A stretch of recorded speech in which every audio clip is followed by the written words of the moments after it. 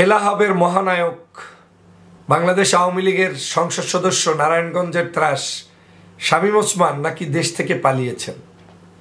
শামীম ওসমান দেশ থেকে পালিয়েছেন এটা গত কালকে থেকেই বিভিন্ন জায়গায় চৌর হচ্ছে এবং পত্রপত্রিকায় ইতিমধ্যেই আলোচনায় এসেছে। কেন বলছি খেলা হবের মহানায়ক? কারণ তিনি কিন্তু এই খেলা হবে এটার উদ্ভাবক ছিলেন এবং তার বক্তব্য এটা। বাংলাদেশের জনগণের সাথে উনি খেলবেন, আন্দোলনকারীদের সাথে খেলবেন, বিরোধী মতের সাথে খেলবেন, কিন্তু উনি যখনই খেলা শুরু হয় তখনই সে মাঠ থেকে পালিয়ে যায়। আমরা শামীম ওসমানের আরেকটি নাম জানি, সে নামটা হচ্ছে অত্যন্ত সুমধুর, বোরকা শামীম।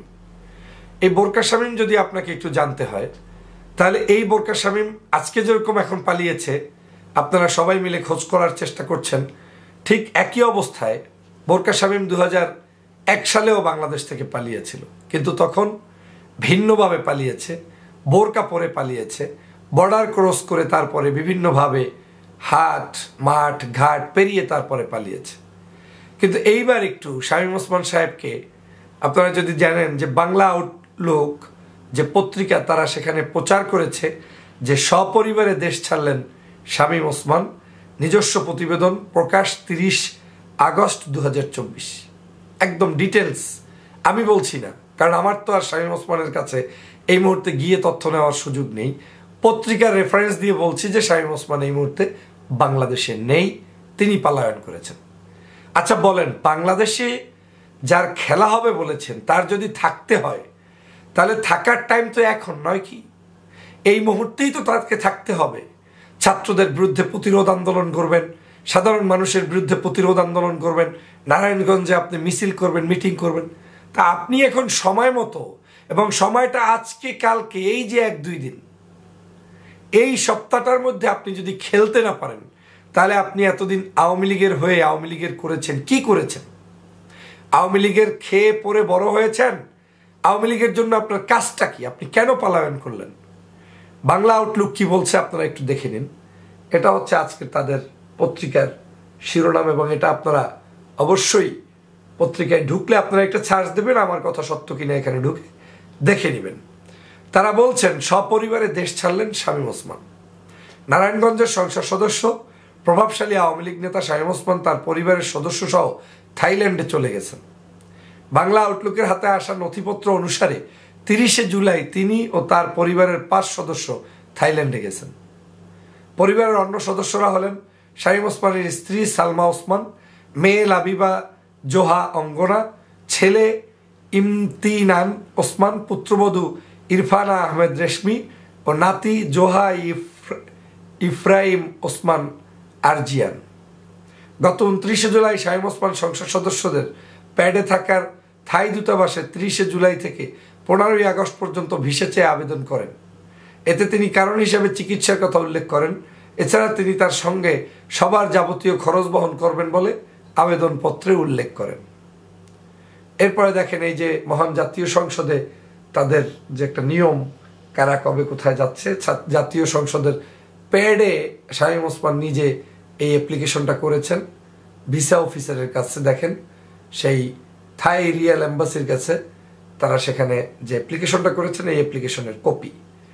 এরপরে এই আবেদনের প্রেক্ষিতে এই আবেদনপত্রের সঙ্গে শামীম ওসমান পররাষ্ট্র মন্ত্রণালয়ে একটি সুপারিশপত্র ও বামরুনগ্রাদ হাসপাতালে অ্যাপয়েন্টমেন্টের কাগজ দাখিল করেন।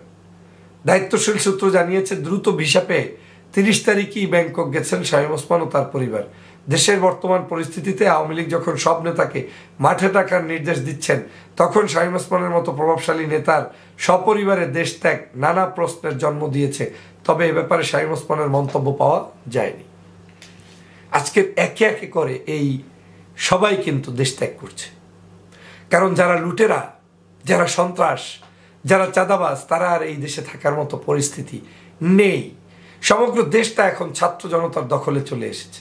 আপনারা দেখেছেন যে সাহসিকতা দেখিয়ে অদম্য আমার এই ছোট ভাইয়েরা, প্রিয় ভাইয়েরা, শ্রদ্ধাস্পদ ভাইয়েরা, স্নেহাস্পদ ভাইয়েরা, তারা আজকের বাংলাদেশের মানুষের একটি নতুন সূর্য উদিত করতে যাচ্ছে। এই নতুন সূর্য উদিত করার সময়ে দেশপ্রেমিক যারা তাদের সঙ্গ দিচ্ছেন, তারা ইতিহাসের পাতায় আপনাদের নামটাকে স্বর্ণাক্ষরে লিখে রাখবেন। এই শামীম ওসমান যে দেশটা পালালো দেশ থেকে, শামীম ওসমানকে সংসদে শেখ হাসিনা ওসমান পরিবারের দায়িত্ব নিয়ে বক্তব্য দিয়েছিলেন, মনে আসছে নিশ্চয়ই আপনাদের। এই শেখ হাসিনাই সরাসরি শামীম ওসমানকে পেলে পুষে রাখেন। নারায়ণগঞ্জে একটি কথিত কথা আছে, কথিত নয় যদিও এটা একেবারেই সত্য, সর্বজন স্বীকৃত কথা, তাকি হত্যা। এই তাকি হত্যা নিয়ে কিন্তু ওই নারায়ণগঞ্জেরই আওয়ামী লীগের আরেকজন নেত্রী, আপনার আইভি, সেই আইভি যিনি মেয়র, তিনি কিন্তু সবসময় এই তাকি হত্যার ইঙ্গিত ডাইরেক্ট সরাসরি প্রকাশ্যে এই শামীম ওসমানের দিকে আঙ্গুল তুলে কথা বলেন। কিন্তু এদেশে হত্যা হওয়ার পরেও কারো বিচার আজ পর্যন্ত, মানে আমার কোনো ভাই আত্মীয় স্বজন হত্যা হয়েছে রাজনৈতিক কোনো নেতার হাতে, তার কি কোনো বিচার হয়েছে? হয়নি।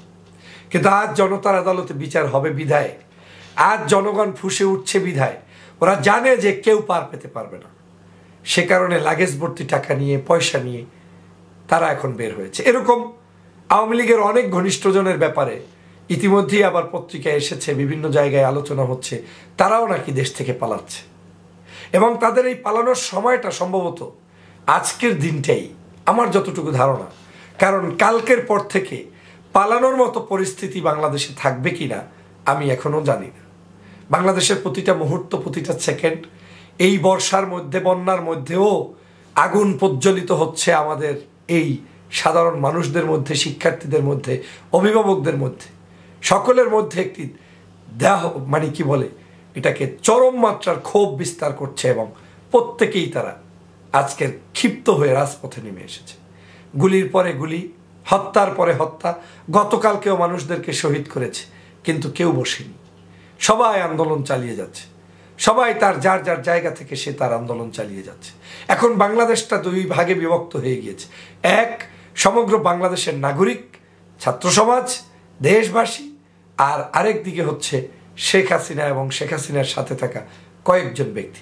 আমি আপনাদেরকে হলফ করে বলতে পারি, শামীম ওসমান তো মাত্র গিয়েছেন, আওয়ামী লীগের কাউকেই আপনি শেখ হাসিনার পাশে আর দুই একদিন সময় অতিবাহিত হওয়ার পরে আর পাবেন না। এদের স্বভাবজাত চরিত্র হচ্ছে এরা স্বার্থ উদ্ধার পর্যন্ত থাকবে, এরপরে আর থাকবে না, থাকবে না। যদি তাই হতো, বঙ্গবন্ধুর মতো এত বিখ্যাত ব্যক্তির মৃত্যুর পরেও আওয়ামী লীগ চুপ করে বসেছিল, জানাজা পর্যন্ত পড়ে নাই, তারা কেউ তার পাশে দাঁড়ায়নি। তাদের বিশ্বাসঘাতকরা বাংলাদেশে পরবর্তীতে সরকার গঠন করে এবং তারাই কিন্তু সরকার চালায়।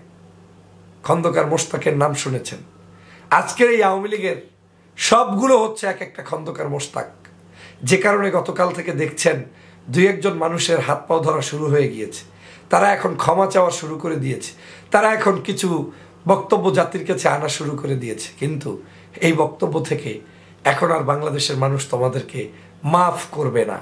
বাংলার মানুষ হয় বিজয় অর্জন করবে, তারা আজকের বাংলাদেশের মানুষের জীবনকে প্রতিষ্ঠিত করবে, না হয় প্রয়োজনে শহীদ হয়ে যাবে, কিন্তু এইবার আর কেউ ছাড় দিবে না, কেউ ছাড়াছাড়ি হবে না, কারো পিছপা হওয়ার কোনো সুযোগ আর নেই। প্রিয় সহযোদ্ধা ভাইরা, ওরা পালাবে পালাক, কিন্তু আমাদের দায়িত্ব আছে, আমরা ওদের পালানোর দিকে তাকিয়ে থেকে বসে থাকবো না। আমরা সমগ্র নাগরিকদের দায়িত্ব আমার জায়গা থেকে, আপনার জায়গা থেকে পালন করবেন। বিদেশি যে ভাইরা আছে, রেমিটেন্স পাঠানো চূড়ান্তভাবে বন্ধ করবেন। শেখ হাসিনার পতনের শেষ মুহূর্তটা আমরা এই মুহূর্তে যাচ্ছে, আমাদেরকে এই শেষ মুহূর্তটা কষ্ট করে মাঠে থাকতে হবে। উপভোগ্য করার জন্য, আনন্দ উৎসবের জন্য আপনাকে আরেকটু কষ্ট করতে হবে।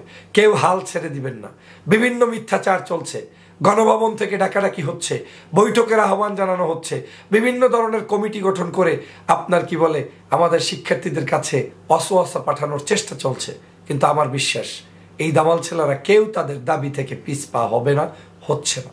অতএব আপনিও আর একটু সহযোগিতার হাত বাড়িয়ে দিয়ে গণ আন্দোলনে সামিল হন, রাজপথে সবাই নেমে আসুন, সবাই রাজপথেই ফয়সালা করে তারপরে আমরা ফেরত যাব, তার আগে ফেরত নয়। সবাইকে ধন্যবাদ।